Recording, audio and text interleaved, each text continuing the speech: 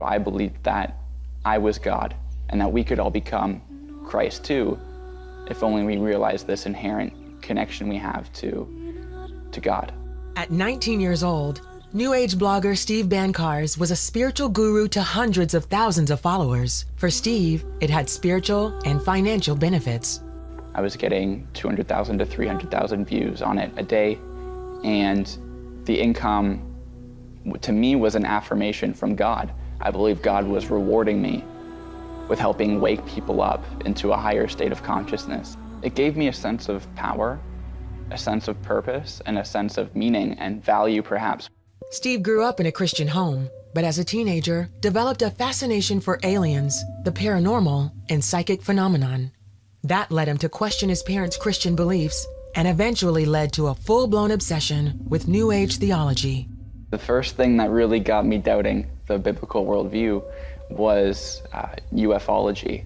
All of these UFO sightings, evidence from the ancient world that we might have been visited, and there was enough evidence to make me consider that maybe the universe is filled with intelligent biological life that was perhaps naturally evolved. If you piece together the alleged evidence for reincarnation and the alleged evidence for ancient astronaut theory, you get New Age theology. Jesus remained part of Steve's worldview. I didn't really reject him, but I didn't accept him for who he truly was. I created an idol out of Jesus to suit my own preferences, to suit myself, and to suit my sin. This Jesus was politically correct. He was a universalist. I wanted to be my own guide, and I didn't want to have to play by somebody else's rules.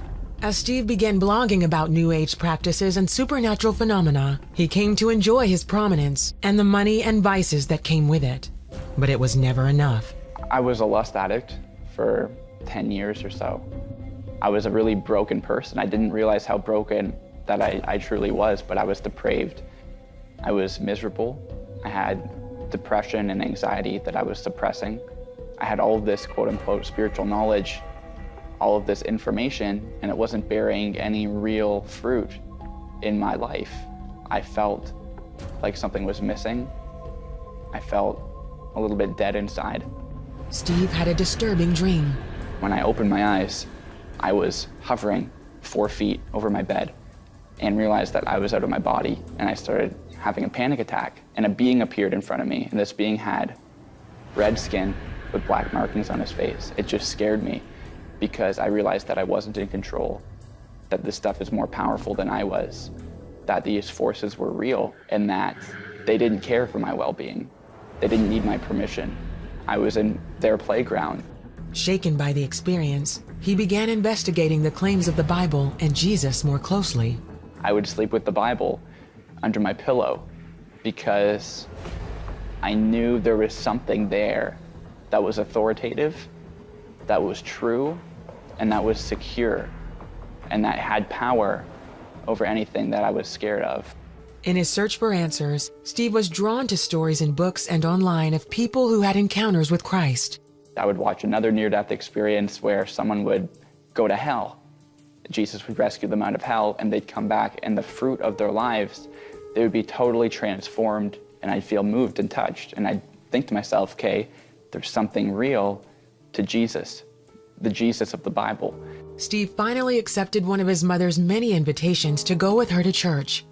At the end of the service, he prayed and asked Jesus into his life, but it was more of a mental exercise than an act of faith.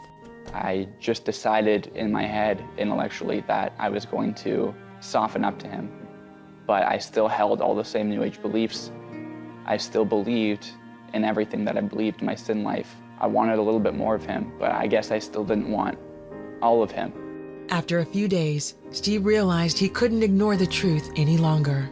I reached a point in my life where the brokenness was weighing on me so much that I needed to stop playing games with my life. I needed to stop playing games with God and stop playing games with Jesus. And I just decided to go outside and to just fall on my face before Jesus and just weep. I was just weeping like a baby. I was submitting, I was repenting, I was tired, I was sorry, I was broken, and I couldn't do this alone anymore. And I was crying out for him. I wanted him. In that moment, Steve had an experience with Christ of his own. I could feel that he was Lord over me, and he was Lord over all creation. I could feel that he was concerned for me, but I could feel that he was king. I knew that he was king over creation, that the whole universe was under his feet, and the wind was just totally infused with his presence. And the thing that stuck out for me, that made me realize that I was dealing with God, was how the wind and the trees, the sounds outside, the birds, the crickets, they sounded like they were glorifying him. Like he was there with me, and they were acknowledging that somehow. Like,